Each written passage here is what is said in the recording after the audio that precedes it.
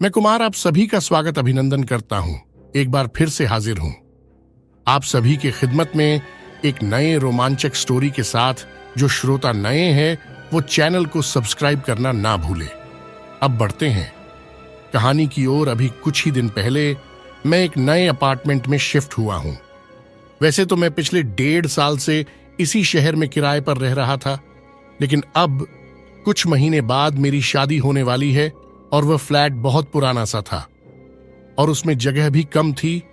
तो मैंने सोचा कि क्यों ना किसी अच्छी सी जगह पर पहले ही शिफ्ट कर लिया जाए, और यही सोच के मैं इस नई फ्लैट में आया था। अपनी मनपसंद लोकेशन और कम बजट में फ्लैट मिलना मुश्किल तो था, लेकिन 4-5 दिन खूब ढूंढने के बाद मुझे यह फ्लैट मिल गया। ये 1-2 बेडरूम फ्लैट है जिसके लिए मुझे एक एजेंसी ने कांटेक्ट किया था। तो फोन पर उनसे बात करने के बाद उसने मुझे उस फ्लैट की कुछ फोटो भेजी और फिर हमने मिलने का टाइम डिसाइड कर लिया। मैं उस एड्रेस पर पहुंचा तो मुझे वह हर ही खड़ा मिल गया। हाय, आई एम निकोलस, उसने अपना हाथ मेरी तरफ बढ़ाते हुए कहा। मैंने भी उससे हाथ मिलाया और फिर हम दोनों उस फ्लैट को देखने जाने लगे जो फोटो उसने मुझे पहले भेजी थी। उनके हिसाब से तो वह फ्लैट बहुत ही सुंदर लग रहा था, लेकिन मुझे पता था कि यह डीलर्स और एजेंट्स हमेशा ऐसी फोटो भेजते हैं जो कि दिखने में तो बहुत अच्छी लगती है, लेकिन असल में वो जगह इतनी अच्छी नहीं होती। लेकिन वह पूरी बिल्डिंग ही देखने में बिल्कुल नई लग रही थी। मैं मन ही मन उम्मीद कर रहा था कि वो फ्लैट भी उतना ही सुंदर हो जितना उन फोटोज में दिख रहा था। वह मुझसे अच्छे से हंसते हुए बातें करता, अंदर बिल्डिंग में ले गया और फिर लिफ्ट से हम तीसरे फ्लोर पर पहुंच गए। यह पूरी बिल्डिंग बिल्कुल नई है, इसे बने अभी 1 ही साल हुआ है, इसलिए सारे फ्लैट्स भी बहुत अच्छी कंडीशन में है। लिफ्ट से निकलते हुए उसने मुस्कुराते हुए मुझसे बोला, हाँ बिल्डिंग नई तो लग रही है। मैंने कहा, लेकिन इस फ्लैट का मकान मालिक कहाँ है? वह नहीं आया। क्या वह नहीं आए? और शायद आए भी ना। वह असल में ना बहुत बिजी रहते हैं, और सच बताऊं तो हमारी एजेंसी में भी आज तक उन्हें किसी ने नहीं देखा। बस उन्होंने ऑनलाइन ही हमसे कांटेक्ट किया था। लेकिन आप फिक्र ना करें, आपको बस हर महीने टाइम से अपना रेंट ऑनलाइन पे करना है। बस मैं कुछ नहीं बोला।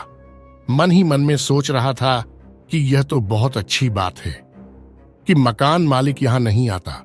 कम से कम मैं खुल के तो रह सकूंगा। मेरा पिछला मकान मालिक तो ऐसा था कि हर महीने फ्लैट चेक करने आ जाता था कि कहीं कोई टूट फूट तो नहीं हुई है। हम 3rd फ्लोर पर पहुंच गए, फ्लैट नंबर 204। उसने दरवाजे के सामने पहुंच के उसका लॉक खोल दिया, और फिर जब उसने दरवाजा खोला तो अंदर का फ्लैट देखकर मेरी तो आंखें खुली की खुली रह गईं। मेरा मतलब, वह फ्लैट उन फोटोज में तो अच्छा लग ही रहा था, लेकिन अब आंखों के सामने तो वह उन फोटो से भी कहीं ज्यादा सुंदर और बड़ा नजर आ रहा था। पूरे फ्लैट में धूल का एक भी निशान तक नहीं था। वैसे तो वो पूरी बिल्डिंग ही नई थी, लेकिन वो फ्लैट तो उस बिल्डिंग से भी नया लग रहा था। यह लिविंग रूम है, और यहां लिविंग रूम से अटैच यह किचन है। वह एजेंट मुझे पूरे फ्लैट को दिखा रहा था, लेकिन सच बताऊं तो मेरा ध्यान उसकी बातों पर था ही नहीं। मैं तो बस उस फ्लैट की खूबसूरती को देख रहा था। एक बार देखते ही वह फ्लैट मुझे पसंद आ गया था। वह फुल फ्रेश फ्लैट था जिसमें लगी हर एक चीज बिल्कुल ब्रांड न्यू लग रही थी। तो जो किराया आपने बताया था, इस फ्लैट का वही किराया है ना? कुछ एक्स्ट्रा तो नहीं होगा? मैंने हिचकते हुए उस एजेंट से पूछा। मुझे हैरानी थी कि इतने अच्छे फ्लैट को कोई इतने सस्ते में किराया पर क्यों देगा। हाँ बिल्कुल, वह बोला, किराया वही है जो मैंने आपको बताया था। आप सोच रहे होंगे कि कहीं कोई हिडन चार्जेस वगैरह तो नहीं है। मैं आपकी जगह होता तो मुझे भी जरूर शक होता, लेकिन आप बिल्कुल निश्चिंत रहिए, आपको एक भी पैसा एक्स्ट्रा नहीं देना है। चलिए मैं आपको बाथरूम दिखाता हूं, वो बोला। वह बाथरूम उस फ्लैट के कंपैरिजन में काफी छोटा था। मेरा मतलब, ज्यादा छोटा भी नहीं था। मेरे लिए तो काफी था, लेकिन उस फ्लैट के हिसाब से वह थोड़ा छोटा लग रहा था। लेकिन मेरे लिए वह कोई बड़ी बात नहीं थी। मैंने ज्यादा ध्यान नहीं दिया। यह आपका मेन बेडरूम है, उसने दरवाजा खोलते हुए कहा। बेडरूम काफी बड़ा था, जिसमें एक तरफ एक बड़ा सा बेड रखा था और दूसरी तरफ एक स्टडी टेबल रखी थी। सब कुछ बहुत अच्छे से अरेंज किया हुआ था, बिल्कुल वैसा जैसा मुझे चाहिए था। तो कैसा लगा फ्लैट आपको? उसने, ये तो बहुत बढ़िया फ्लैट है, मैंने कहा, मुझे ये पसंद है। बताइए मुझे कब एग्रीमेंट पर साइन करना है? वो एग्रीमेंट तो बिल्कुल रेडी है, आप चाहे तो अभी के अभी साइन कर सकते हैं, निकोलस ने मुस्कुराते हुए बोला। फिर वो मुझे बाहर लिविंग रूम में ले गया और हम एक टेबल के सामने बैठ गए। फिर उसने कुछ पेपर्स निकाले और मुझे दिखाने लगा। उसने कहा कि फ्लैट का मेंटेनेंस वगैरह सब कुछ इसी रेंट में इंक्लूडेड है, आपको कुछ भी एक्स्ट्रा पे नहीं करना है। बस मुझे आपकी एक आईडी चाहिए, आप इन पेपर्स पर साइन कर दीजिए। एग्रीमेंट के पेपर हाथ में आते ही मैंने जल्दी से उन पर एक नजर डाली और साइन कर दिए। मन ही मन में सोच रहा था कि जल्दी से साइन कर दूं, कहीं इस साले का दिमाग ना बदल जाए। साइन करने के बाद वह पेपर्स चेक करने लगा। मैं वहीं बैठा फ्लैट में इधर उधर देख रहा था कि तभी मेरी नजर एक दरवाजे पर पड़ी। वह हॉल में आगे जाकर बाथरूम के बगल में बना एक बंद दरवाजा था। अरे, यह दरवाजा तो मैंने खोल के ही नहीं देखा। मैंने सोचा, निकोलस वहां क्या है? मैंने उसे बंद दरवाजे की तरफ इशारा करते हुए पूछा। ओह, वो शायद स्टोर रूम है। उसने 2 सेकंड सोचने के बाद कहा, शायद। क्यों? मैंने पूछा। नहीं, वो ऐसा नहीं है। एक्चुअली जब से हमें यह फ्लैट मिला है तब से वो दरवाजा बंद ही है। मकान मालिक ने बताया था कि उस पर लगा ताला खराब हो गया है, इसलिए वो खोला नहीं जा सकता, और ताला तोड़ने के चक्कर में उस दरवाजे को भी नुकसान हो सकता है, जिससे इस पूरे फ्लैट की शो बिगड़ जाएगी। इसीलिए हम लोगों ने भी उस ताले को खुलवाने की कोशिश नहीं की। आपको इससे कोई परेशानी तो नहीं है ना? उसने मुझसे पूछा। नहीं नहीं, परेशानी क्या होगी, मैं तो बस वैसे ही पूछ रहा था। मेरी नजरें उस दरवाजे पर ही टिकी हुई थीं। मैं मन ही मन सोच रहा था कि क्या फर्क पड़ता है, कोई छोटा सा स्टोर रूम होगा, मुझे वैसे भी उसकी जरूरत नहीं है। मुझे 2 रूम्स के बारे में बताया गया था और वह मुझे पसंद थे। खैर, आखिर में हमने सब कुछ फाइनल किया और उसने मुझे फ्लैट की चाबी दे दी। सब कुछ इतना जल्दी हुआ था कि मुझे किसी बात पर शक करने का टाइम ही नहीं मिला, लेकिन इतने सस्ते में इतना अच्छा फ्लैट लेके मैं खुश था। अगले 2 दिनों में ही मैंने पुराने फ्लैट से अपना सारा सामान इस नए फ्लैट में शिफ्ट कर लिया। पुराने फ्लैट के मकान मालिक ने भी मुझे रोकने की काफी कोशिश की, यहां तक कि मेरा पूरा सिक्योरिटी डिपॉजिट भी रख लिया, लेकिन मैं उसकी रोज रोज की चिक चिक से तंग आ चुका था। नए फ्लैट में आने के बाद शुरू के कुछ दिन तो मुझे किचन सेट करने में ही लग गए। मैं किचन के लिए बहुत सारा नया सामान लाया और सेट करने में लगा रहा। शुरू के 3-4 दिन तो मैं इतना बिजी था कि उस बंद दरवाजे की तरफ मैंने ध्यान ही नहीं दिया। हालांकि बीच बीच में मैं उसके हैंडल को जोर जोर से हिला डला, कि यहां तक कि लाते मार के भी खोलने की कोशिश करता, लेकिन वो नहीं खुला। उसके बाद मैंने उस पर ध्यान ही नहीं दिया और अपने काम में लगा रहा। आसपास के दूसरे लोग भी या तो शायद दिन भर अपने काम पर रहते थे या फिर रात में अपने अपने फ्लैट्स के अंदर। मुझे आसपास कोई दूसरा पड़ोसी नजर नहीं आया, सिवाय एक बुढ़िया के। पहले दिन जब मैं अपने सामान को वहां लेकर आया तो वह मुझे बाहर कॉरिडोर में दिखी थी। वह फ्लैट नंबर 307 का ताला खोल रही थी। हाय, मेरा नाम नेथन है, मैं अभी अभी यहां 304 फ्लैट में शिफ्ट हुआ हूं। मैंने दूर से ही उसको आवाज देकर बोला। मैं सोच रहा था कि नई जगह आसपास के लोगों से जान पहचान रहेगी तो अच्छा रहेगा, लेकिन उस बुढ़िया ने कोई जवाब नहीं दिया। बस मेरी तरफ देख के झट से अपने फ्लैट के अंदर घुस गई और भड़ास दरवाजा बंद कर लिया। मुझे थोड़ा अजीब तो लगा, लेकिन मैंने सोचा कि बूढ़ी औरत है, शायद बात नहीं करना चाहती होगी। मैं उसके बारे में भूल गया।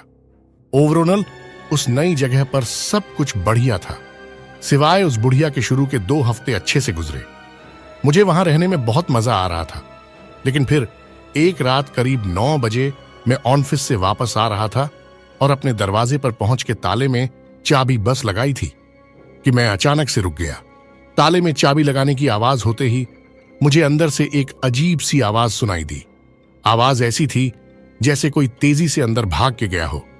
कदमों की वह भारी आवाज एकदम से आई और फिर शांत हो गई।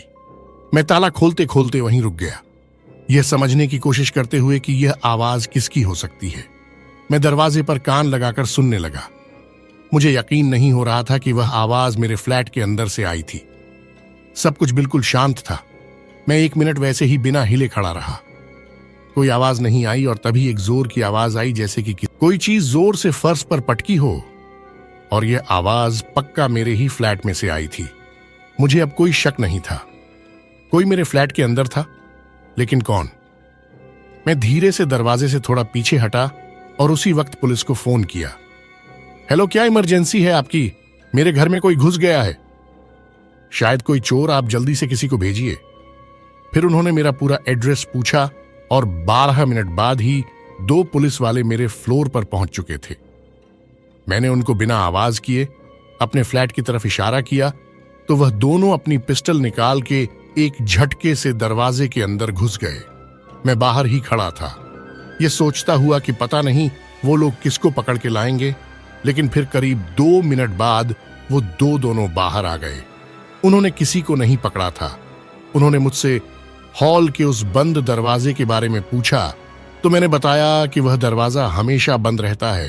पुलिस वालों ने बोला कि अंदर कोई नहीं था, आपको जरूर गलतफहमी हुई होगी, वो आवाज कहीं और से आई होगी, क्योंकि आपके फ्लैट के अंदर किसी के आने का कोई निशान नहीं था। सारे खिड़की दरवाजे भी अंदर से बंद थे। इतना कह के वो वहां से चले गए, लेकिन मैं कहां जाता? मुझे तो फ्लैट में ही जाना था और मुझे पता था कि वह मेरी गलतफहमी नहीं थी। वह धड़ाम से किसी चीज के गिरने की आवाज मैंने अपने फ्लैट के अंदर से ही सुनी थी। मैं अंदर गया और खुद एक एक खिड़की दरवाजे को चेक किया, लेकिन सब कुछ नॉर्मल था। सारी चीजें, सारे कमरे, कहीं कोई गड़बड़ नहीं थी। मेरी तो कुछ समझ नहीं आ रहा था। फिर मैं उस बंद दरवाजे के सामने जाकर खड़ा हो गया। मुझे यह तो ध्यान नहीं कि मैं तब क्या सोच रहा था, लेकिन वहां खड़े मुझे ऐसा लग रहा था कि जैसे वह दरवाजा मुझे अपनी तरफ खींच रहा हो। वह पूरा फ्लैट खाली था, वहां कोई नहीं रहता था, लेकिन उस एक दरवाजे के ताले से बंद किया हुआ था। क्या यह महज एक इत्तेफाक था कि उस दरवाजे के बारे में मुझे आखिर तक नहीं बताया गया था, लेकिन क्यों, क्या वजह हो सकती थी? इसके पीछे मेरा मन किया कि अभी इस दरवाजे के हैंडल को पकड़ के मरोड़ दूं, और मैंने ऐसा किया भी। उसके हैंडल को हिलाने की बहुत कोशिश की, लात भी मारी, लेकिन वह दरवाजा तो जैसे चारों तरफ से वेल्ड किया हुआ था, बिल्कुल भी नहीं हिल रहा था। शायद वह पुलिस वाले सही कह रहे थे, वह मेरा वहम ही था। आखिर में खाना खा के मैं लेट गया, लेकिन तब भी मुझे बहुत अजीब सा महसूस हो रहा था। लेटने से पहले मैंने सारे खिड़की दरवाजे अच्छे से चेक किए और फिर लाइट बंद करके लेट गया। मन ही मन मैंने फैसला कर लिया था कि यह फ्लैट मेरा है और यहां मेरी मर्जी के बिना कोई नहीं आ सकता। ऐसे ही कुछ दिन बीत गए, कुछ भी अजीब नहीं हुआ, सब ठीक ठाक चलता रहा। मैं भी शाम के बारे में भूल चुका था। फिर एक रात बेड पर लेटा, मैं गहरी नींद में सो रहा था कि तभी एक झटके से मेरी आंख खुल गई। मैं पसीने से भीगा हुआ था और गहरी सांसें ले रहा था। उस वक्त मैं बहुत ज्यादा डरा हुआ था और अंधेरे में ही अपने कमरे में इधर उधर देखने लगा। ऐसा लग रहा था जैसे मैं कोई बहुत ही डरावना सपना देख के उठा हूं, लेकिन मैंने तो ऐसा कोई सपना नहीं देखा था। तो फिर मुझे इतना डर क्यों लग रहा था? कुछ तो गड़बड़ थी। और तभी एक हल्की सी आवाज आई, मेरे बेडरूम के बाहर से दरवाजा बंद होने की आवाज। मैंने झट से अपने कमरे के दरवाजे की तरफ देखा, लेकिन मेरे कमरे का दरवाजा बंद था। कुछ देर में वैसे ही बैठा, दरवाजे की तरफ देखता रहा। चारों तरफ गहरा सन्नाटा था। फिर मैं उठा और धीरे धीरे अपने कमरे के दरवाजे की तरफ जाने लगा, बिना कदमों की आवाज किए, और दरवाजे के पास पहुंच के मैं कान लगाकर सुनने लगा। पहले तो मुझे लगा कि कोई आवाज नहीं आ रही है, लेकिन फिर मुझे वह आवाज सुनाई दी, बहुत ही हल्की हल्की, जैसे कोई नाखूनों से कुछ कुरेद रहा हो। और वह आवाज अपने आप में बहुत अजीब थी, जैसे कोई जानबूझ के वो कर रहा हो, जैसे कोई दीवार पर ऊपर से लेकर नीचे तक अपने नाखूनों से नोचता और फिर 2 सेकंड रुक के फिर से वही करने लगता। बार बार लगातार वही आवाज, और वह आवाज बिल्कुल दरवाजे के बाहर हॉल में से आती लग रही थी। मेरे फ्लैट में कोई था और मैं देखना चाहता था कि वह कौन है। मैंने धीरे से अपना दरवाजा खोला और बाहर हॉल में अंधेरे में देखने की कोशिश करने लगा, लेकिन यह क्या, दरवाजा खोलते ही वह आवाज तो और जोर जोर से होने लगी, और वह आवाज और कहीं से नहीं, उस मनहूस बंद दरवाजे से ही आ रही थी। मैं आवाज का पीछा करता हुआ बाहर हॉल में पहुंच गया, और मेरे हर एक बढ़ते कदम के साथ वो आवाज तेज होने लगी। मैं उस बंद दरवाजे के पास पहुंचा और उस पर अपना कान लगा के सुनने लगा, और मेरे कान लगाते ही वह आवाज बंद हो गई। जैसे कि कोई बीच में ही रुक। अब सब कुछ शांत था और वह खामोशी उस आवाज से भी ज्यादा डरा देने वाली थी। मैंने किसी तरह अपने आप को संभाला और धीरे धीरे सांस लेने लगा। मुझे लग रहा था कि शायद अब फिर से कोई आवाज आएगी, लेकिन नहीं आई। मैं वहीं खड़ा था और फिर करीब 30 सेकंड बाद दरवाजे की दूसरी तरफ से धड़ाम से किसी ने कुछ मारा। वह आवाज इतनी तेज थी कि मैं उछल के दूर जा गिरा। Oh shit! यह क्या था? मेरी तो जैसे जान ही निकल गई। दरवाजे के सामने पड़ा। मैं उम्मीद कर रहा था कि अभी वो दरवाजा खुलेगा और कोई उछल के मेरे ऊपर झपट पड़ेगा, लेकिन तभी किसी ने फ्लैट के मेन गेट पर नॉक किया। मैं भाग के दरवाजे के पास चला गया। खोलने के लिए दरवाजा खोला तो देखा कि दूसरी तरफ एक बूढ़ा आदमी खड़ा था। वह गुस्से में नजर आ रहा था। अरे भाई, क्या प्रॉब्लम है तुम्हारी? क्यों इतना शोर कर रहे हो? वह गुस्से में मुझसे बोला। यहां कोई है अंदर? मैंने उसे अंदर की तरफ इशारा करते हुए बोला। कोई है? कौन है? कहां? मुझे नहीं पता। मेरे स्टोर रूम से अजीब अजीब आवाजें आ रही हैं, मैंने हंसते हुए कहा। वह मेरी तरफ देख रहा था, लेकिन उसके चेहरे पर अब गुस्सा नहीं था, बल्कि मेरे लिए दया नजर आ रही थी। ओ स्टोर रूम में वह आवाज स्टोर रूम से आ रही थी। लगता है उन लोगों ने आपको बताया नहीं, उसके बारे में बताया नहीं। क्या नहीं बताया? किस बारे में बात कर रहे हैं आप? मैंने उससे पूछा। वह नहीं, कुछ नहीं, कुछ नहीं, जरूर कोई चूहा होगा। वो बोला, चूहा नहीं, वह चूहा नहीं है। चूहा कैसे हो सकता है? मैंने कहा, हाँ हो सकता है ना, आपको शायद पता नहीं। यहाँ के चूहे कितने बड़े हैं। वह दीवार पर चल के ऊपर तक आ जाते हैं और ऐसी आवाजें करते हैं जैसे आपने सुनी थी पंजे रगड़ने की। मैंने कहा, नहीं, आप समझ नहीं रहे। किसी ने उस दरवाजे पर अंदर से लात मारी थी। वो कोई चूहा नहीं हो सकता। मैं उसको यकीन दिलाने की कोशिश कर रहा था, लेकिन उसके दिमाग में तो जैसे मेरी बात घुस ही नहीं रही थी। नहीं, वह चूहा ही है। आप डरिए मत। अब एक काम करो, आप एक बिल्ली पाल लो, वह उन चूहों को पकड़ के खा जाएगी, फिर आपको चूहों से डर नहीं लगेगा। वह बुढ़ा अजीब ही तरीके से मेरा मजाक उड़ाते हुए बोला। वो चूहा नहीं था और मुझे चूहों से डर लगता। मैंने गुस्से से कहा तो वो हंसने लगा। अरे अरे, आप तो नाराज हो गए। मैं तो बस यह देखने आया था कि कौन इतनी रात उछल कूद कर रहा है। मैं आपके नीचे वाले फ्लैट में ही रहता हूं। शोर से मेरी आंख खुल गई। चलिए अब मैं चलता हूं, आप अपना ध्यान रखना। गुड नाइट, गुड नाइट, मैंने कहा और फिर वो वहां से चला गया। मुझे अब पता करना ही था कि उस बंद दरवाजे के पीछे क्या है, तो अगले दिन मैंने खुद ही एक मेंटेनेंस वाले को वहां बुला लिया। वह दरवाजा खुलवाने के लिए मैंने सोच लिया था कि जो भी खर्चा आएगा वह मैं खुद दे दूंगा, लेकिन यह दरवाजा अब खुलवा के ही रहूंगा। कुछ ही देर बाद मेंटेनेंस वाला लड़का आ गया। सर, आपने कोई दरवाजा खुलवाने के लिए बुलाया था? उसने मुझसे पूछा। उसने अपने एक हाथ में अपना टूल बॉक्स पकड़ा हुआ था। हाँ हाँ, आओ, अंदर आओ। मैं उसको सीधा उस बंद दरवाजे के पास ले गया। यही वो दरवाजा है जो बिल्कुल जाम हो चुका है, इसी को खोलना है। मैंने इसे खोलने की कई बार कोशिश की, लेकिन यह तो जैसे चारों तरफ से वेल्ड हो रखा है, हिलता भी नहीं है। तो उसने अपना टूल बॉक्स नीचे रखा और एक पेपर लेके उस दरवाजे के नीचे सरका के देखा।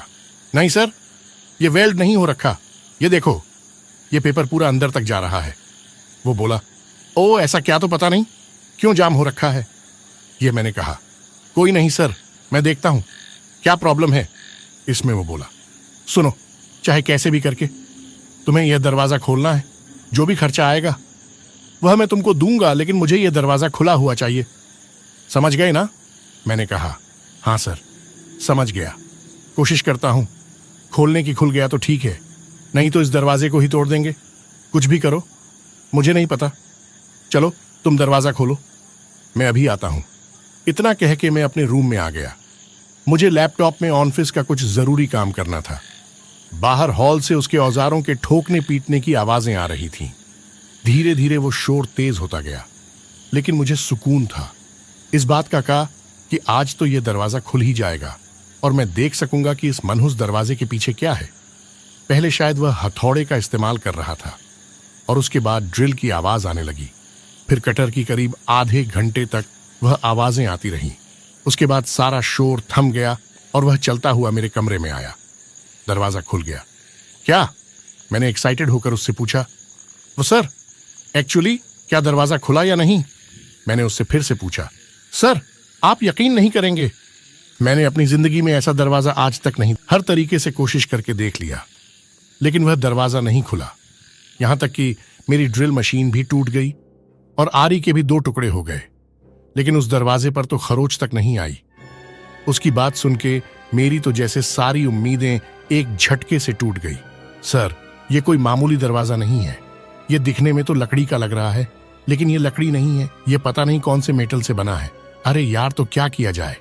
अब मैंने पूछा, सर मुझे लगता है आपको किसी बड़े ठेकेदार से बात करनी चाहिए, यह दरवाजा ऐसे नहीं खुलेगा, इसके लिए पूरी दीवारी तोड़नी पड़ेगी। मैंने उस दरवाजे के कब्जों तक पहुंचने की भी कोशिश की, लेकिन वह अंदर की तरफ खुलता है, इसलिए उसके कब्जे भी दिखाई नहीं दे रहे। चलो देखते हैं। यह लो, अपने पैसे अपनी ड्रिल मशीन ठीक करवा लेना, मैंने उसको पैसे देते हुए कहा। मुझे उस वक्त बहुत बुरा लग रहा था। साला एक दरवाजे ने मेरी जिंदगी हराम करके रख दी है। लगता है अब मुझे इस मानहूस दरवाजे के साथ ही जीना पड़ेगा। मैं गुस्से में अपने आप से बड़बड़ा रहा था। आखिर में ठंडे दिमाग से सोचने के बाद मैंने फैसला किया कि मेरे लिए सबसे बेहतर यही होगा कि मैं उस दरवाजे की तरफ ध्यान ही ना दूं और बस चुपचाप अपनी जिंदगी जीता रहूं। लेकिन फिर उसी रात अपना सारा काम निपटा के मैं सोने की तैयारी करने लगा, लेकिन मुझे नींद नहीं आ रही थी। दिमाग में बार बार यही आ रहा था कि कहीं रात में फिर से वो आवाज ना आए। लेकिन फिर 1 बजे तक मेरी पलकें भारी होने लगी और मेरी आंख लग गई। मैं बहुत गहरी नींद में सो रहा था और तब मैंने एक सपना देखा। मैंने देखा कि मैं एक बहुत बड़े दरवाजे के सामने खड़ा हूं। चारों तरफ अंधेरा है और वह दरवाजा इतना बड़ा था कि मैं उसके नॉब तक को नहीं छू पा रहा था। मैं उसके सामने खड़ा था और तभी वह नॉब घूमने लगा और एक तेज आवाज के साथ वह बड़ा सा दरवाजा धीरे धीरे खुलने लगा। अंधेरे में मैं मुश्किल से वह सब देख पा रहा था और तभी मैंने देखा कि 2 पतले पतले लंबे लंबे हाथ उस दरवाजे के पीछे से सरकते हुए बाहर निकलने लगे। मैं बुरी तरह डरा हुआ वहीं खड़ा था। डर के मारे मैं हिल भी नहीं पा रहा था। दरवाजा खुलता गया और फिर जैसे ही कोई दरवाजे के पीछे से मुझ पर झपटने वाला था, मेरी आंख खुल गई। मैं पसीने में तर हो चुका था। कई सेकंड्स तो मुझे यह समझने में लग गई कि मैं सपना देख रहा था। मैंने अपने फोन में टाइम देखा तो रात के 3 बजे थे और तभी मुझे पता नहीं क्या सूझा। मैं जल्दी से बेड से उठा और अपने कमरे से निकल के सीधा उस दरवाजे के पास जाने लगा। लेकिन हॉल में जाते ही मैंने जो देखा वो देख के मेरे कदम वहीं रुक गए। वह दरवाजा पूरा खुला हुआ था। हां, जिस दरवाजे को मैं इतने दिनों से खोलने की कोशिश कर रहा था वह मेरी आंखों के सामने पूरा खुला था और उसके अंदर सिर्फ अंधेरा था। मैंने जल्दी से अपनी आंखों को मसला कि कहीं मैं कुछ गलत तो नहीं देख रहा। वह दरवाजा अंदर से ऐसा लग रहा था जैसे उसके आगे कोई दीवार हो ही ना, जैसे वह आगे न जाने कितनी दूर तक जा रहा हो। लेकिन ऐसा कैसे हो सकता था? मेरे फ्लैट के साथ में तो एक और फ्लैट था, वहां अंधेरा तो था लेकिन हल्की हल्की रोशनी भी थी। मैं 1 मिनट तक वहीं खड़ा रहा, यह समझने की कोशिश करते हुए कि यह सब क्या है। उस दरवाजे के पीछे एक ना खत्म होने वाला गलियारा था और वो गलियारा मुझे जैसे अपनी तरफ खींच रहा था, जैसे कि वो मुझे अपनी तरफ बुला रहा हो, देखने के लिए कि वहां क्या है, कौन है। तभी वहां खड़े मुझे एक और आवाज आई। आवाज थी तो बहुत हल्की, लेकिन मुझे पता था वह कहां से आई है। उस दरवाजे के पीछे मेरा दिमाग मुझे उसके और करीब जाने से रोक रहा था। मैंने घड़ी में टाइम देखा, 03 हो गए थे। मैं 14 मिनट से वहां खड़ा था। मैंने उसी वक्त अपने आप को संभाला। जिस दरवाजे को मैं इतने दिनों से खोलने की कोशिश कर रहा था वह मेरी आंखों के सामने खुला हुआ था। मैं जल्दी से उसके बिल्कुल पास चला गया अंदर झांकने के लिए, लेकिन पास जाते ही मुझे वहां इतनी ज्यादा ठंड महसूस होने लगी जैसे कि मैं फ्रीजर में खड़ा हूं। मैं पीछे हट गया और जल्दी से अपने कमरे में वापस चला गया। अपना फोन लेने के लिए मैं सोचा कि जल्दी से किसी को फोन करके बुलाता हूं यहां पर। लेकिन जब मैं फोन लेकर वापस आया तो देखा कि वह दरवाजा आधा बंद हो चुका था। मैंने कॉल नहीं की, बस वही खड़ा उसको देखता रहा। मेरा शक बिल्कुल सही था, वह दरवाजा बंद हो रहा था अपने आप और फिर 4 बजे पर एक तेज आवाज के साथ वो दरवाजा पूरा बंद हो गया। तब तक मैं भी बिल्कुल नींद में आ चुका था, लेकिन दरवाजा बंद होने की उस आवाज से मैं एकदम से उठ गया। क्या यह दरवाजा हर रात खुलता और बंद होता है? मैं मन ही मन सोच अगले दिन मैं पूरा दिन हॉल में ही बैठा रहा। ऑफिस का जो भी काम था, सारा काम मैंने हॉल में ही बैठे बैठे किया, और हर थोड़ी देर में मैं उस दरवाजे की तरफ भी नजर रख रहा था। क्या इस फ्लैट के मकान मालिक को इस दरवाजे के बारे में पता है? क्या उसे पता होने के बावजूद यह मुझे किराया पर दिया था? नहीं, ऐसा नहीं हो सकता। उसको इस बारे में नहीं पता होगा, वह तो यहां रहा ही नहीं। मुझे भी तो यहां आने के कई दिनों बाद ही इस दरवाजे के राज के बारे में पता चला था। मेरे मन में हजारों सवाल चल रहे थे। आखिर में मैंने फैसला किया कि मैं एक बार मकान मालिक से बात जरूर करूंगा, लेकिन बात करता भी तो कैसे? मेरे पास तो उसका कोई कांटेक्ट नंबर भी नहीं था, बस उसका नाम और अकाउंट नंबर था। लेकिन एक तरीका था, मैं उस एजेंसी के थ्रू उसका नंबर ले सकता था जिनसे मैंने ये फ्लैट किराए पर लिया था। मेरे पास उनका फोन नंबर भी था। मैंने उसी वक्त उनको कॉल लगाई। हेलो, हाय, मैं वही आदमी बोल रहा हूं जिसने अभी कुछ दिन पहले यहां फ्लैट लिया था। मैंने उसको अपनी सोसाइटी का नाम बताया। ओ हाँ हाँ नेथन जी, बताइए, कैसे याद किया आपने? सब कुछ ठीक तो है ना? हाँ हाँ, सब ठीक है, आप बताइए। मैंने एक नकली हंसी हंसते हुए उससे कहा। वो एक्चुअली मुझे ना उस किरायादार का नंबर चाहिए था जो मुझसे पहले यहां रहता था। मेरी बात सुनते ही वह अचानक से चुप हो गया, और शायद कुछ सोचने के बाद वो बोला, क्यों, क्या बात हो गई? उससे क्यों बात करनी है? वो तो वहां से जा चुकी है ना? जा चुकी है, इसका मतलब वो कोई लड़की थी। एक्चुअली उसका कुछ सामान यहां छूट गया है, तो अगर मुझे उसका कोई नंबर या एड्रेस मिल जाता तो मैं उसका यह सामान उसको दे देता। मैंने उसको झूठ बोल दिया। ओ, ऐसी बात है क्या? वो एक्चुअली क्या है ना, हमारी एजेंसी में हम किसी क्लाइंट की कोई इंफॉर्मेशन इस तरह से किसी को नहीं दे सकते। बाकी आप बोलो तो मैं किसी लड़के को वहां भेज देता हूं, वह वहां से सामान उठा लेगा और उस तक पहुंचा देगा। वह बोला, नहीं नहीं, ऐसा कोई जरूरी सामान नहीं है, किसी को भेजने की जरूरत नहीं है, आप परेशान मत होना। मैंने बात पलटते हुए उससे कहा, चलो फिर तो ठीक है, कोई नहीं, बाकी और किसी चीज की जरूरत हो तो फोन कर लेना। हाँ हाँ जरूर, चलो फिर बात करते हैं। बाय कॉल कट तो गई, लेकिन जिस तरह से वो मुझसे बात कर रहा था, पता नहीं क्यों मुझे ऐसा लग रहा था जैसे वो कुछ छिपाने की कोशिश कर रहा है। कुछ तो ऐसा जरूर था जो वह मुझे बता नहीं रहा था। कोई तो बात जरूर थी। मेरा दिल कह रहा था खैर। फिर इसी उधेड़बुन में मेरा पूरा दिन निकल गया। मैंने अपने ऑफिस का काम भी निपटा लिया था। मैंने सोच लिया था कि आज पूरी रात मैं खुद जाग के देखूंगा कि माजरा क्या है, कितने बजे यह दरवाजा खुलता है और क्यों खुलता है। इसलिए मैं दिन में ही 2-3 घंटे सो भी लिया था, जिससे कि रात में आसानी से जाग सकूं। फिर रात में मैं हॉल में ही बैठा टीवी देख रहा था। इन बज चुके थे। मैंने दरवाजे की तरफ देखा, दरवाजा पूरा बंद था। सुबह से मैं बीच बीच में उस दरवाजे की तरफ देखे जा रहा था, लेकिन मुझे कुछ भी अजीब महसूस नहीं हो रहा था। लेकिन न बजते ही मुझे पता नहीं क्यों बहुत डर लगने लगा। 3 बज गया, दरवाजा अभी भी बंद था। 3 बजे मैंने अपना फोन नीचे रखा और अपनी आंखों को मसलने लगा। मुझे नींद आने लगी थी, और तभी यह दरवाजे की आवाज थी। शायद दरवाजा खुलने लगा था। मैं कई देर तक दरवाजे की तरफ ही देखता रहा। कोई हरकत नहीं हुई, और तभी दरवाजा खुलने लगा, और तब तक नहीं रुका जब तक कि पूरा नहीं खुल गया। मेरा दिल जोर जोर से धड़क रहा था। अब क्या होने वाला है?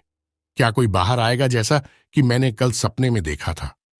दरवाजे के अंदर अंधेरा था, अंधेरा, और वह अंधेरा ऐसा लग रहा था जैसे आगे पता नहीं कितनी दूर तक हो। मेरा मतलब, मैंने पहले भी यह देखा था, लेकिन आज यह बात पक्की हो गई थी कि वह रास्ता मेरे फ्लैट की दीवार से कहीं आगे तक जा रहा था। एक बार तो मन किया कि मैं इसके अंदर जाकर देखता हूं कि यह आखिर जा कहां रहा है, लेकिन मुझे महसूस हो रहा था कि इसके अंदर खतरा है, बहुत ज्यादा खतरा। मैं बाहर हॉल में ही खड़ा वह सब देखता रहा, और फिर ठीक 4 बजे पे एक तेज आवाज के साथ वो दरवाजा बंद हो गया। मेरे मन में हजारों सवाल थे। कहीं ऐसा तो नहीं है कि वो दरवाजा जानबूझ के मुझे अपने अंदर बुलाने के लिए खुल रहा हो? क्या कुछ ऐसा था जो वह मुझे दिखाना चाहता था? क्योंकि अगर उसको मुझे कोई नुकसान पहुंचाना होता तो अभी तक पहुंचा चुका होता। मैंने मन बना लिया था कि आज रात जब वह दरवाज खुलेगा तो कैसे भी करके मैं खुद उसके अंदर जाकर देखूंगा। लेकिन अगर मैं उसके अंदर चला गया और पीछे से वो दरवाजा बंद हो गया तो फिर तो मैं उसके अंदर ही फंस जाऊं। कम से कम अगले 2-4 घंटों के लिए तो फंस ही जाऊंगा, जब तक कि वह दरवाजा दोबारा नहीं खुलता। लेकिन कुछ तो करना था। कुछ भी तो अगले ही दिन मैं मार्केट गया और एक पावरफुल टॉर्च और एक लंबी सी मोटी रस्सी खरीद के ले आया। मार्केट से मैं वापस आया ही था कि किसी ने मेरी डोर बेल बजाई। बाहर एक आदमी खड़ा था और यह वही बुढ़ा था जो उस रात मेरे घर पर आया था। शोर की कंप्लेंट करने के लिए, हाय, मैं आपका पड़ोसी हूं, 2 मिनट आपसे बात कर सकता हूं। वह बोला, हाँ हाँ जरूर आइए, अंदर आइए। मैंने उसको अंदर बुलाया। अंदर टेबल पर वो रस्सी और टॉर्च लाइट रखी थी। उसको देख के वो बोला, ओ लगता है हाइकिंग जाने की तैयारी हो रही है। हाँ, इस वीकेंड में हाइकिंग के लिए जा रहा हूं। मैंने फट से उसको झूठ बोल दिया। बढ़िया है, तो कौन सी जगह जा रहे हो? हाइकिंग के लिए, उसने पूछा। मैंने 2 सेकंड सोचा। ट्रेल नंबर 3 पर, मैं हर बार वहीं जाता हूं हाइकिंग के लिए। मैंने कहा, ओ ट्रेल नंबर 3, लेकिन वो तो काफी टाइम से बंद है ना? उसने शक की नजरों से मुझे देखते हुए कहा, बंद है? मुझे नहीं पता था, मुझे लगा खुला होगा। मैं बिल्कुल अनजान बनते हुए उससे बोला, लेकिन उसे बंद क्यों किया हुआ है? मैंने पूछा। पक्का तो मुझे नहीं पता, लेकिन वहां कुछ हो गया था जिसके बाद उन्होंने वह बंद कर दिया। बाकी आप चाहे तो ट्रेल नंबर 5 पर जा सकते हैं। शायद उसको इस बात पर शक नहीं हुआ था। मैंने राहत की सांस ली। हाँ, मैं ट्रेल नंबर 5 पर ही जाता हूं। इस बार मैंने कहा, और बताइए कैसे आना हुआ आपका? मैंने बस सोचा कि थोड़ा अच्छे से इंट्रोडक्शन हो जाता। हमारा उस दिन रात में ठीक से बात नहीं कर पाया था। आपसे तो उस रात के बाद से आपको चूहों ने फिर से तो परेशान किया ना? उसने मुझसे पूछा। नहीं, वैसा फिर कुछ नहीं हुआ। आप शायद सही कह रहे थे, वो कोई चूहा ही होगा। आप बैठिए, मैं आपके लिए कॉफी लेकर आता हूं। मैंने कहा, नहीं, कॉफी की जरूरत नहीं है, मैं बस चलता हूं। वो मेरी वाइफ बाहर मार्केट गई हुई है, वो बस आने ही वाली होगी। और तभी उसका फोन वाइब्रेट हुआ। शायद कोई टेक्स्ट मैसेज आया था। उसने अपना फोन बाहर निकाला और कुछ टाइप करने लगा, और टाइप करते करते ही उसने मुझसे पूछा, तो नेथन, तुम काम क्या करते हो? मैं एक फ्रीलांसर हूं, कोडिंग वगैरह का काम करता हूं, बस कभी कभी जाना होता है ऑफिस में। मैंने कहा, ओ, इसका मतलब तुम घर से ही सारा काम करते हो? हाँ, और आप कब से रह रहे हैं इस बिल्डिंग में? मैंने पूछा। हम तो यहां शुरू से ही हैं, जब से यह बिल्डिंग बनी थी। मैं, मेरी वाइफ और मेरी 19 साल की बेटी सुजैन, हम तीनों यहां रहते थे। लेकिन मेरी बेटी 6 महीने पहले ही दूसरे शहर में चली गई है पढ़ाई करने के लिए। उसने कहा, अच्छा, मैं आपसे एक बात पूछना चाहता हूं। मैंने धीरे से उससे कहा, क्या आप मेरे फ्लैट के पिछले किरायादार के बारे में जानते हैं? मेरी बात सुन के वह टाइप करते करते अचानक से रुक गया। पिछला किराएदार? नहीं, मैं नहीं जानता। कौन रहता था यहां? पहले वो बोला। अच्छा, चलिए, कोई बात नहीं, मैं तो बस वैसे ही पूछ रहा था।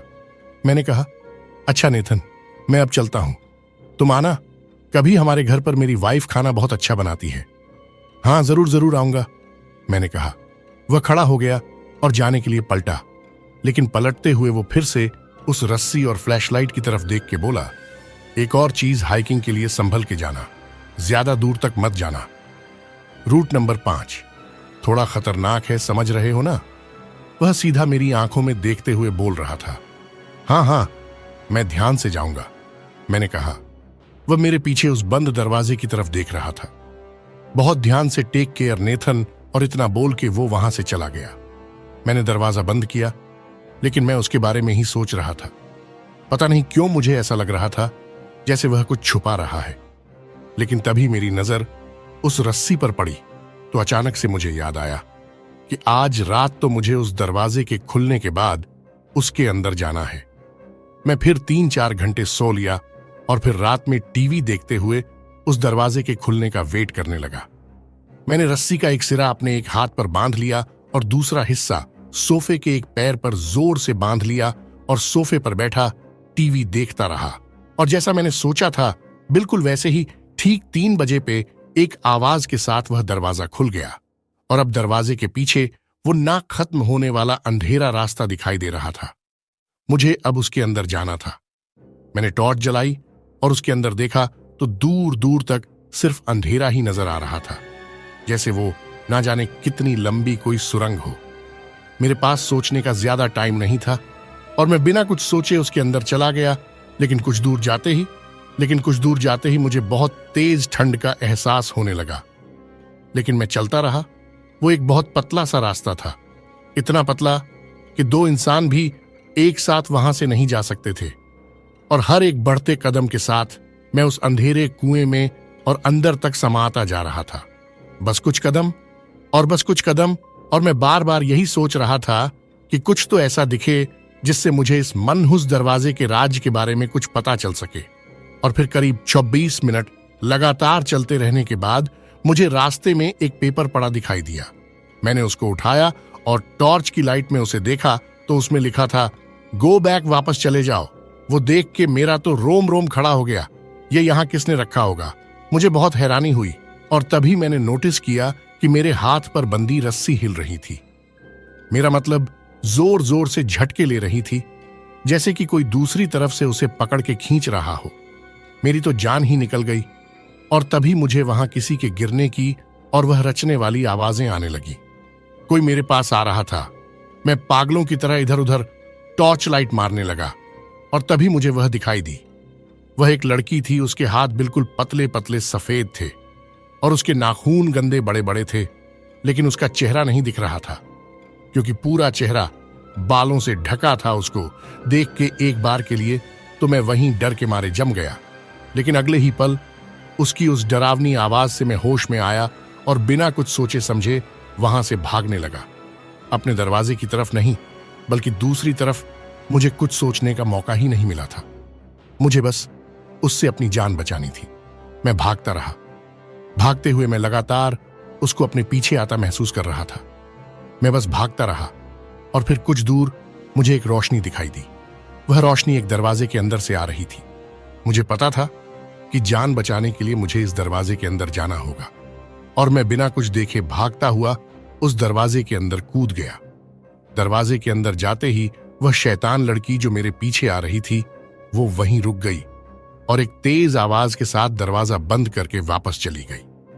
मैं 2 मिनट तक वहीं फर्श पर पड़ा, सांसें ले रहा था। मैं जिंदा बच गया था। लेकिन तभी मुझे पीछे से एक आवाज आई, आखिर तुम भी जाल में फंसी गए ना? मैंने पलट के देखा तो देखा कि पीछे एक आदमी खड़ा था।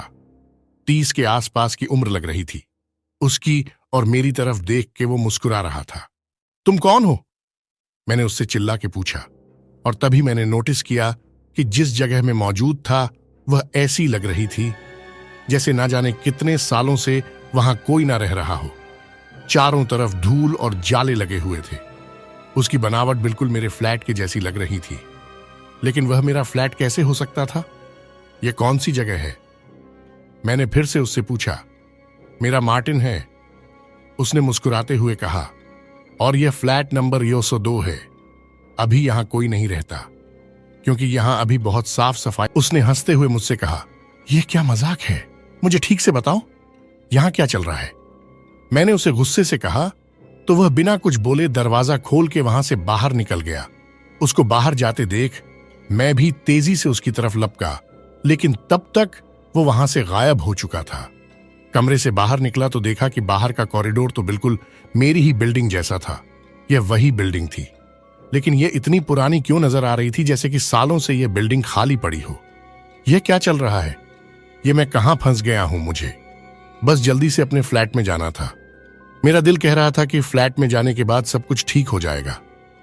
मैं धीरे से वहां से जाने लगा, लेकिन तभी मुझे एक फ्लैट से कुछ आवाजें आती सुनाई दी। मैं चुपके से उस फ्लैट के पास गया और कान लगाकर सुनने लगा। तो आपका नाम क्या है?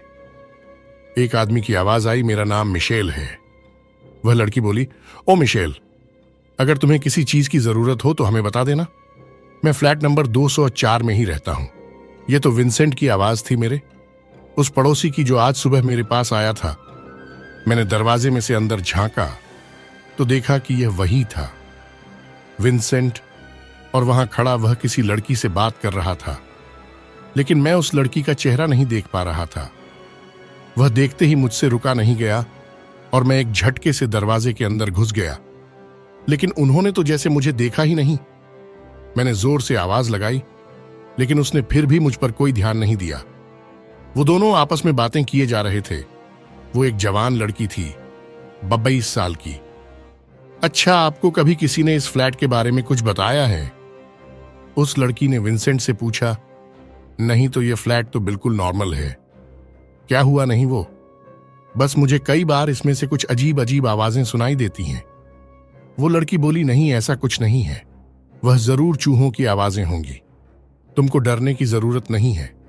किसी चीज की जरूरत हो तो हमें बता देना।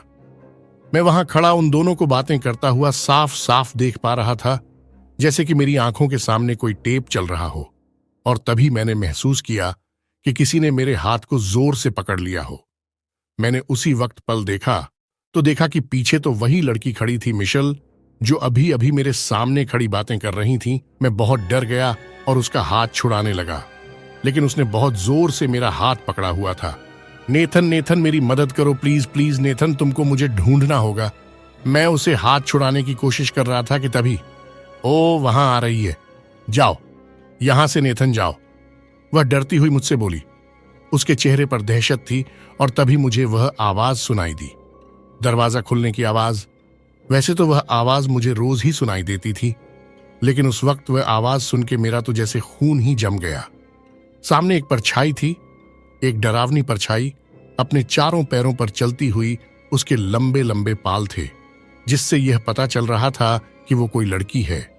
मैं उसी वक्त वहां से भागने लगा लिफ्ट में जाने के लिए, लेकिन वो कॉरिडोर तो जैसे खत्म होने का नाम ही नहीं ले रहा था। मैं भागता रहा और फिर जब थकान के मारे मेरे फेफड़े जलने लगे तो मैं हार के नीचे गिर गया। मेरी आंखों के सामने अंधेरा था। फिर कई देर वैसे ही पड़े रहने के बाद जब मैं उठा तो देखा कि मैं अपने बेडरूम में था। मेरा फ्लैट बिल्कुल वैसा ही था जैसा मैं उसको छोड़ के गया था। मैं अपने फ्लैट में वापस आ चुका था। मैं भाग के उस बंद दरवाजे के पास गया तो देखा कि वह बंद हो रखा था। घड़ी में टाइम देखा, 5 बजे थे। क्या ये कोई सपना था? ये सब क्या था? ये हकीकत तो हो ही नहीं सकता था। लेकिन फिर मुझे अपनी कलाई पर वो उंगलियों के निशान दिखाई दिए, जो शायद मिशाइल के मेरा हाथ पकड़ने से बने थे। यहां कुछ बहुत बड़ी गड़बड़ थी। मैं इस फ्लैट में अब एक और पल नहीं रुक सकता था। मैंने सोच लिया था कि मैं आज ही यह फ्लैट छोड़ दूंगा, लेकिन तभी मुझे मिशाल के बारे में ध्यान आया। वह रोते हुए मुझसे मदद मांग रही थी, और अगर मैं वहां से चला जाता तो उसकी मदद कौन करता? मेरा दिमाग कह रहा था कि उसके बारे में भूल जा, लेकिन दिल नहीं मान रहा था। इस बंद दरवाजे के पीछे कोई बहुत बड़ा राज छुपा था और मुझे पता था मैं उसका पता करके ही रहूंगा। और एक सवाल जो बार बार मेरे दिमाग में आ रहा था वह था कि मिशाल कौन है? अगर वह मेरे फ्लैट की पिछली किरायादार थी तो विंसेंट ने मुझसे झूठ क्यों बोला कि वो उसे नहीं जानता? क्योंकि मैंने उन दोनों को बात करते देख था। मैंने मन बना लिया था कि आज मैं खुद उसके घर जाकर सारी बात पूछूंगा। फिर मैं उठा और अपने बेड पर जाकर लेट गया। मैं बहुत थका, पता ही नहीं चला कि कब मेरी आंख लग गई। सोते हुए भी बार बार मेरे कानों में एक ही आवाज सुनाई दे रही थी, नेथन, नेथन, जैसे कि वह लड़की मिशेल मुझे बुला रही हो। लेकिन उसकी उस आवाज से मुझे डर नहीं लग रहा था। वह आवाज तो जैसे मुझे सुकून दे रही थी। गहरी नींद में कई घंटे मैं सोता रहा। फिर जब आंख खुली तो दोपहर के 1 बजा होगा। मैं जल्दी से उठा और नाश्ता किया, और नाश्ता करने के तुरंत बाद मैं विंसेंट के घर जाने के लिए निकल गया। बाहर निकल के मैं ताला ही लगा रहा था कि मुझे वह साथ वाली बुढ़िया दिखाई दी। मैंने वहीं से उसको आवाज दी, मैम रुकिए, मुझे आपसे बात करनी है। दूर रहो मुझसे, मुझे तुमसे कोई बात नहीं करनी। वह बुढ़िया गुस्से से मुझ पर चिल्लाते हुए बोली, मैम प्लीज एक बार मुझसे बात कीजिए, ये मेरी जिंदगी और मौत का सवाल है।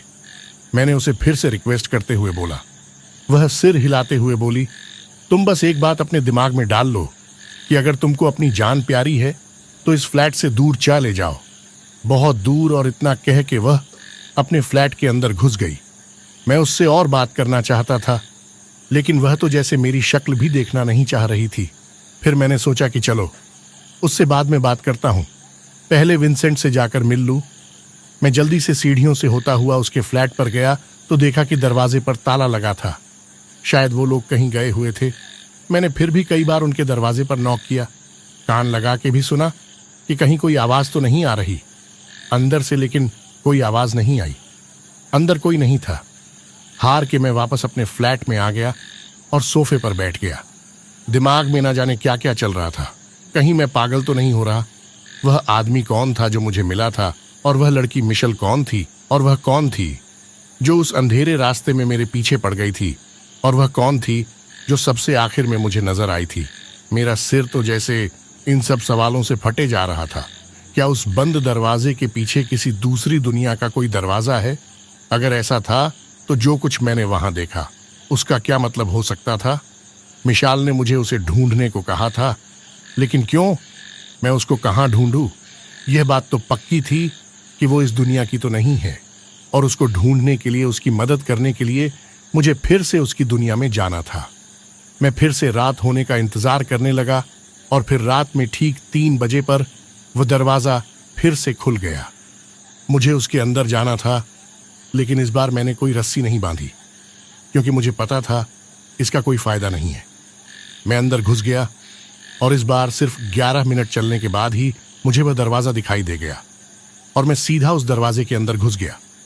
वेलकम बैक, मुझे वह आवाज आई। पलट के देखा तो यह वही आदमी था जो मुझे कल वहां मिला था। इस बार तो तुम बहुत जल्दी यहां तक पहुंच गए, वह मुस्कुराते हुए मुझसे बोला। मैं उससे कुछ नहीं बोला, क्योंकि मुझे पता था उससे बात करके कोई फायदा नहीं है। मैं बस जल्दी से इधर उधर देखने लगा। मुझे मिशाल को ढूंढना था। मैंने उस फ्लैट में सब जगह देखा, लेकिन वह वहां नहीं थी, तो मैं फ्लैट से बाहर निकल गया। उसको ढूंढने के लिए बाहर वह पूरा कॉरिडोर ऐसा लग रहा था जैसे वहां कोई भीषण आग लगी हो। सब कुछ जला हुआ नजर आ रहा था। वहां कोई नहीं था। फिर मैं सीढ़ियों से भागता हुआ फ्लोर पर पहुंचा, लेकिन वहां पहुंच के मैंने जो देखा, मुझे तो यकीन ही नहीं हुआ। वहां जाकर मुझे लगा जैसे वह सब दीवारें हिल रही हैं। मैं थोड़ा और पास गया तो देखा कि वह दीवारें हिल नहीं रही थीं, बल्कि उन सभी दीवारों पर छोटे छोटे कीड़े चल रहे थे। रेंगने वाले कीड़े। किसी दीवार पर 1 इंच भी ऐसी जगह नहीं थी जहां वो कीड़े रेंग ना रहे हो। मैं वहां से भाग के ऊपर जाने ही वाला था कि तभी मुझे एक कमरे से कुछ आवाजें सुनाई दी। मैंने उस फ्लैट के पास जाकर देखा तो अंदर वही बुढ़ा विंसेंट खड़ा था, और वह किसी से बात कर रहा था। शायद अपनी वाइफ से हम यह नहीं कर सकते? वह औरत बोली, तुम समझती क्यों नहीं? हमें यह करना ही पड़ेगा। वह हमारी बेटी है, उसके लिए हमें यह करना ही पड़ेगा। लेकिन पड़ोसियों को शक हो गया, तो वो औरत फिर से बोली, नहीं, किसी को कुछ नहीं पता चलेगा, मैं सब संभाल लूंगा। विंसेंट बोला, और बस इतना बोलते ही वह दोनों वहां से गायब हो गए। अब वहां कोई नहीं था मेरे अलावा, और तभी नेथन, अब चलने का टाइम हो गया है। मुझे अपने पीछे से आवाज आई। मैंने पलट के देखा तो पीछे वही आदमी खड़ा था। मार्टिन मुझे देखकर मुस्कुराता हुआ। मुझे उस वक्त बहुत तेज गुस्सा आया, और मैं चिल्लाते हुए उससे बोला, कौन हो तुम? क्या चाहते हो मुझसे? और इतना कहते ही उसने मुझे धक्का दिया। मैं धड़ाम से, और अगले ही पल मैंने देखा कि मैं अपने फ्लैट में था। मैं फिर से उस दरवाजे से वापस आ चुका था, खाली हाथ। इस बार भी मुझे कुछ पता नहीं चल सका था, लेकिन इतना जरूर समझ गया था कि इस बंद दरवाजे का राज कहीं ना कहीं मेरे उस पड़ोसी विंसेंट से जुड़ा हुआ है। मुझे ऐसा महसूस हो रहा था कि मेरी सारी ताकत खत्म हो चुकी है। बेड पर लेटते ही मुझे नींद आ गई। फिर ठीक दिन के 11 बजे मेरी आंख खुल गई। मैं उठा और जल्दी से नहा के नाश्ता किया और 2nd फ्लोर पर चला गया विंसेंट से मिलने के लिए, लेकिन उसके फ्लैट में अभी भी ताला लगा था। मुझे उस वक्त बहुत तेज गुस्सा आया। भारी मन से मैं वापस अपने फ्लैट पर आया और ताला खोलने लगा, और तभी मुझे किसी ने आवाज दी। मैंने साइड में देखा तो वह वही मेरे पड़ोस में रहने वाली बूढ़ी औरत थी। बच्चे, कॉफी लेना पसंद करोगे क्या? उसने प्यार से मुझसे पूछा। हाँ हाँ, क्यों नहीं, मैंने जवाब दिया। फिर मैं उसके फ्लैट में चला गया। उसने मुझे सोफे पर बैठने को कहा और किचन में चली गई, और फिर 2 मिनट बाद वह कॉफी लेकर मेरे पास आई। मुझे माफ करना बच्चे, मैंने तुमसे ठीक से बात नहीं की थी, उसने मुझसे कहा। नहीं नहीं, ऐसी कोई बात नहीं है, मैं जानता हूं मैं यहां नया हूं, मैंने कॉफी पीते हुए उससे कहा। उसके फ्लैट में ज्यादा सामान नहीं था, लेकिन मेरी नजर सामने दीवार पर लगी। एक फोटो पर पड़ी। वह कोई बूढ़ा आदमी था, मिलिट्री के ड्रेस में। ये मेरे हस्बैंड की फोटो है। 12 साल पहले वह चल बसे थे। वह बोली, ओ आई एम सॉरी। मुझे जान के दुख हुआ। 2-3 मिनट तक हम दोनों चुप बैठे रहे। मुझे समझ नहीं आ रहा था कि मैं उससे क्या पूछूं। फिर वो खुद ही बोल पड़ी, और कितने दिन यहां रुकने का प्लान है तुम्हारा? मैं कुछ नहीं बोला, चुप रहा। तुम्हें पता है ना, तुम्हारे फ्लैट में कुछ गड़बड़ है। वो फिर से बोली, हाँ, मैं बहुत परेशान हूं। मुझे तो समझ ही नहीं आ रहा कि वहां क्या चल रहा है। मुझे वहां से अजीब अजीब आवाजें सुनाई देती हैं। मैंने एक ही बार में सब कुछ बोल दिया। मैं जानती हूं बच्चे, वो बोली। आप जानती हैं, लेकिन आपको कैसे पता? इस दुनिया में बहुत सी ऐसी चीजें हैं जो हम इंसानों की समझ से परे हैं। तुम्हें पता है, जब मैं इस बिल्डिंग में आई तो यहां सिर्फ एक फैमिली रहती थी। नीचे फ्लैट नंबर 2-4 में रहने वाला विंसेंट अपनी बीवी और बेटी के साथ यहां रहता था। और जानते हो, वह तब उसी फ्लैट में रहते थे जहां अब तुम रहते हो। क्या वो मेरे फ्लैट में रहते थे? हाँ बच्चे, वो तीनों। लेकिन फिर एक दिन उसकी बेटी अचानक उनके फ्लैट से गायब हो गई। उस दिन के बाद से बेचारा विंसेंट भी थोड़ा पागल सा हो गया। उसके बाद उसने वह फ्लैट खाली कर दिया और नीचे 204 में चला गया। मैं ध्यान से उसकी बातों को सुन रहा था। तुम्हारे फ्लैट में तुम्हारे आने से पहले से अजीब अजीब आवाजें सुनाई दिया करती थीं। पहले तो मुझे लगा कि शायद उसमें लोग रहते हैं, लेकिन बाद में मुझे पता चला कि वह फ्लैट तो बिल्कुल खाली है। एक दिन रात में सोते हुए मुझे उस फ्लैट से अपने हस्बैंड की आवाज सुनाई दी। वह मुझे अपने पास बुला रहे थे। पहले तो मुझे यकीन नहीं हुआ, लेकिन वह आवाज बिल्कुल साफ थी और वह मेरे ही हस्बैंड की आवाज थी। मैं उस फ्लैट के पास गई तो देखा कि उसका दरवाजा खुला था। अंदर जाकर मैंने देखा कि किचन के पास एक छोटा सा कमरा था जो कि बंद था, और मेरे हस्बैंड की वह आवाज उसी दरवाजे के पीछे से आ रही थी। वह मुझे अंदर आने को कह रहे थे, लेकिन मुझे पता था कि मेरे हस्बैंड मर चुके हैं। ये वह नहीं थे। मैं वहां से वापस आ गई, लेकिन वापस आते हुए वह मुझे गुस्से से गालियां देने लगे। बोलने लगे कि तू मर जाती तो अच्छा होता। ये सब बताते हुए उसकी आंखों से आंसू निकलने लगे थे। उस रात के बाद से मैं उस फ्लैट के पास भी नहीं गई। फिर कुछ दिन बाद उसमें एक और लड़की रहने के लिए आई थी। वह बहुत प्यारी लड़की थी, लेकिन वह भी अचानक से ना जाने कहां गायब हो गई। मैं अब अपने फ्लैट से बाहर ही नहीं निकलती। बस मार्केट से जब कुछ लेना होता है तो ही बाहर जाती हूं। मैं सामने सोफे पर बैठा उसकी सारी बातें सुन रहा था। अच्छा, आप उस लड़की को जानती हैं जो मुझसे पहले मेरे फ्लैट में रहती थी? क्या नाम था उसका? मैंने पूछा। हाँ, मैं उसको जानती हूं। वह बहुत प्यारी लड़की थी। उसका नाम मिशेल था। मिशेल, यह नाम तो मेरे कानों में बम की तरह फूटा। ये तो वही लड़की थी जो मुझसे उस दूसरी दुनिया में मदद मांग रही थी। इसके अलावा उसे उस फ्लैट के बारे में और कुछ नहीं पता था। धीरे धीरे मुझे सारी बातें समझ आती जा रही थीं। कॉफी पीने के बाद मैंने उसको थैंक्स बोला और अपने फ्लैट में वापस आने लगा। लेकिन बाहर आते ही मुझे नीचे वाले फ्लोर से दरवाजा खुलने और किसी के बातें करने की आवाज। ये वही था विंसेंट। वो लोग वापस आ गए थे, लेकिन मैं उसी वक्त उसके पास नहीं गया। मैं उसके साथ तसल्ली से बैठ के बात करना चाहता था। अपने फ्लैट में आने के बाद मैंने कुछ खाना ऑर्डर किया और फिर करीब 2 घंटे बाद मैं उससे मिलने निकल गया। मैं जितना उसके बारे में सोच रहा था, उतना ही ज्यादा गुस्सा मुझे उसके ऊपर आ रहा था। लेकिन अपने गुस्से को कंट्रोल करके मैं अपने आप को बिल्कुल शांत दिखाने की कोशिश कर रहा था। मैंने उसका दरवाजा खटखटाया तो एक बूढ़ी औरत ने दरवाजा खोला। ओ, तुम नेथन हो ना? आओ, अंदर आ जाओ। उसने मुस्कुराते हुए मुझे अंदर बुलाया। मैं बिना कुछ बोले अंदर चला गया। अंदर विंसेंट सोफे पर बैठा टीवी देख रहा था। ओ नेथन, आओ, आज कैसे आना हुआ? हमारे यहां मुझे कुछ जरूरी बात करनी थी। मैंने कहा, हाँ, बताओ क्या बात है? तुम्हारे फ्लैट में सब कुछ ठीक तो है ना? वो बोला, हाँ, सब कुछ ठीक है। क्या बुरा हो सकता है? मैंने उसकी तरफ घूरते हुए कहा। उसकी वाइफ किचन में ही काम कर रही थी। वह मेरी तरफ देख रहा था। मिशेल कौन है? मैंने सीरियस आवाज में उससे पूछा और 2 मिनट सोचने के बाद वह बोला, मिशेल पता नहीं, मैं तो किसी मिशेल को नहीं जानता। उसने बिल्कुल अनजान बनते हुए मुझसे कहा, अच्छा, मेरे पड़ोस में रहने वाली लेडी ने मुझे बताया था कि तुम किसी मिशेल नाम की लड़की से बातें करते थे जो पहले मेरे ही फ्लैट में रहती थी। मैंने फिर से बात घुमाते हुए कहा। वह कुछ देर के लिए चुप हो गया। हाँ, शायद मुझे ठीक से तो याद नहीं। एक लड़की रहती तो थी वहां पहले, लेकिन मुझे उसका नाम याद नहीं। वह बोला। मैं अब बातों को और घुमाना नहीं चाहता था। मैंने उससे डायरेक्ट पूछा, विंसेंट, मुझे सब कुछ पता चल गया है। मेरी पड़ोस वाली लेडी ने मुझे सब कुछ बता दिया है कि पहले तुम ही मेरे वाले फ्लैट में रहते थे और उस फ्लैट से तुम्हारी बेटी गायब हो गई थी। अरे नेथन, तुमसे उस पागल बुढ़िया ने यह सब कहा और तुमने मान लिया। वह तो आधी पागल है, उसको कुछ न दिखाई देने की बीमारी है और तुम उसकी बात पर यकीन कर रहे हो। मेरी बेटी सुजैन, वो तो हमारे साथ इसी फ्लैट में रहती थी और फिर वो आगे की पढ़ाई करने के लिए दूसरे शहर में चली गई। वो हमारी बेटी है, उसके लिए हमें यह करना ही पड़ेगा। यही बोला था ना तुमने अपनी वाइफ से, मैंने उससे कहा। मेरी बात सुन के वह हैरानी से मेरी तरफ देखने लगा। यह सब क्या बोल रहे हो तुम नेथन? तुम्हारा दिमाग तो ठीक है ना? तभी उसकी वाइफ खाने का कुछ सामान लेकर वहां आ गई।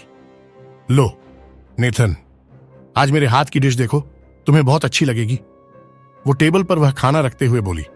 नहीं, नेथन को देर हो रही है, यह अभी कुछ नहीं खा सकता। विंसेंट ने मेरी आंखों में देखते हुए बोला। मैं कुछ नहीं बोला। बहुत अच्छा लगा आपके यहां आकर, आपसे मिलने में फिर से आऊंगा।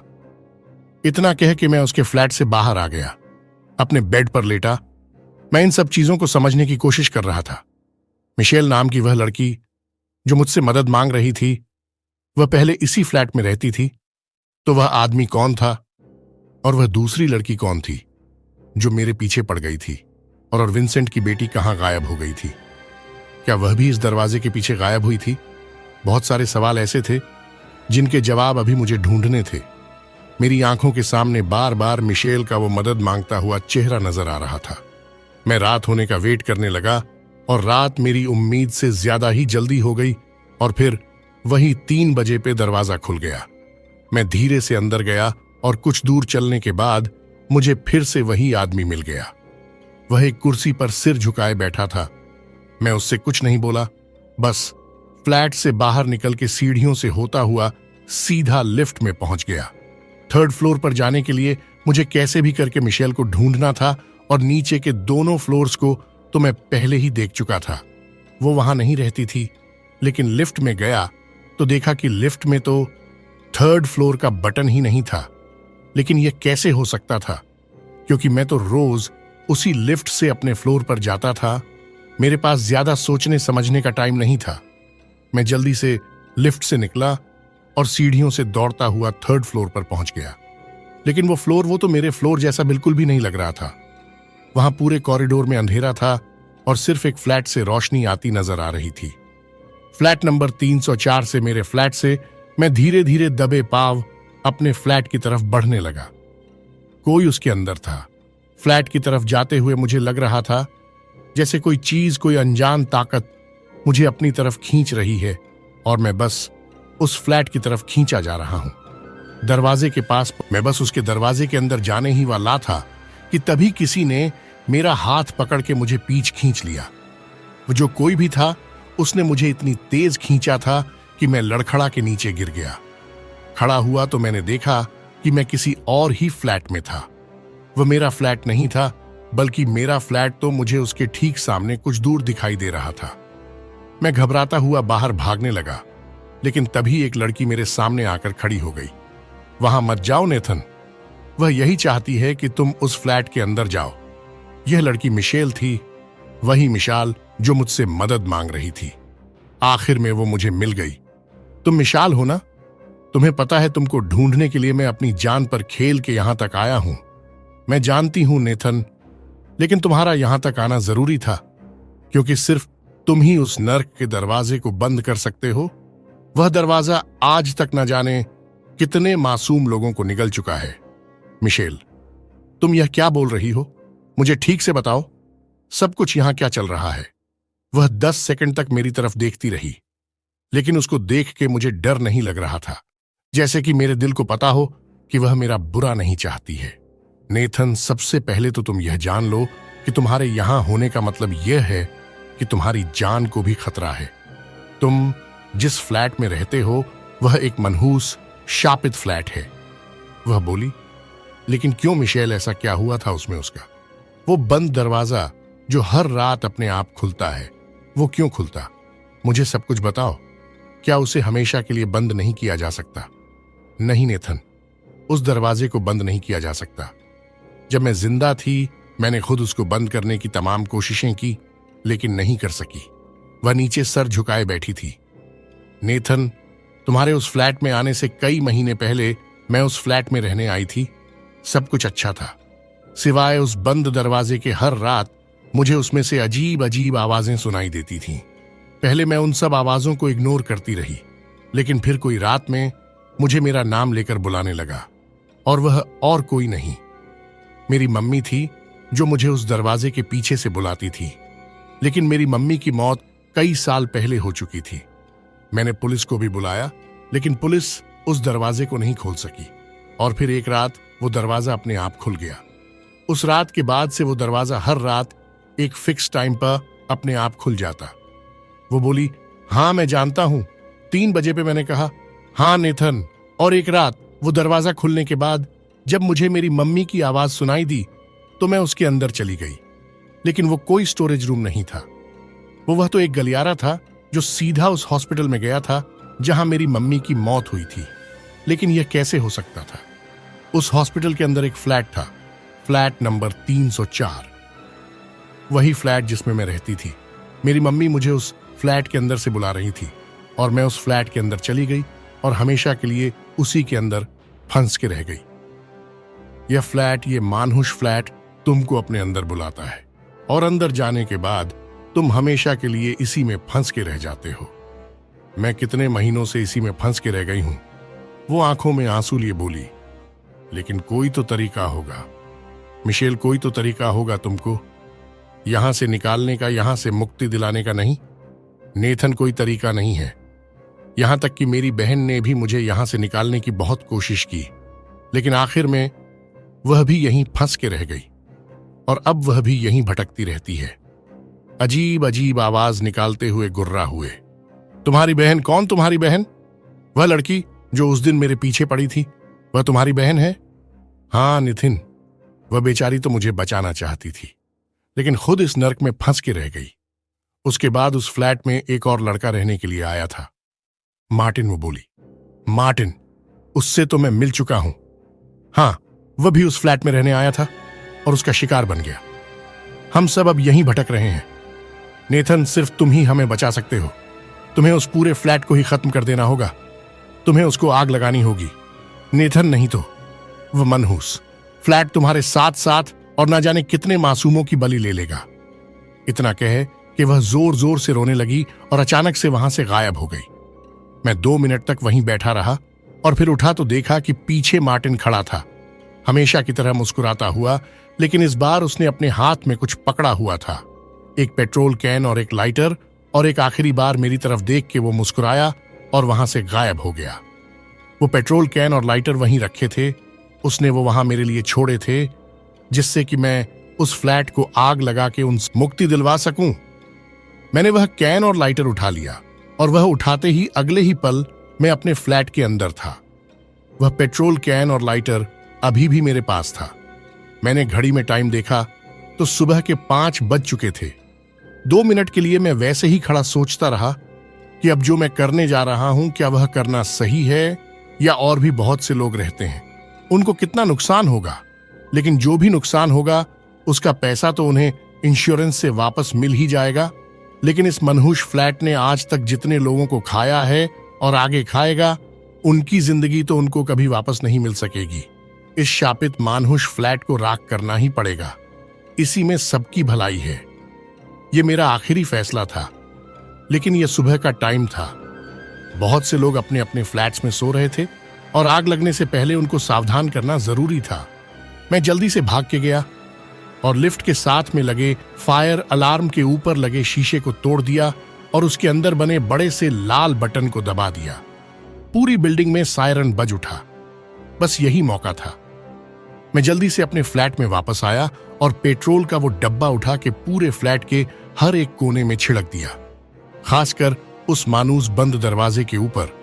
उसको तो मैंने पेट्रोल से बिल्कुल नहला दिया था, लेकिन इससे पहले कि मैं वो लाइटर उठा के आग जला पाता, पीछे से किसी ने मेरे सिर पर बहुत तेज कोई चीज मारी। मैं धड़ाम से नीचे जा गिरा। मेरी आंखों के सामने अंधेरा छा गया था।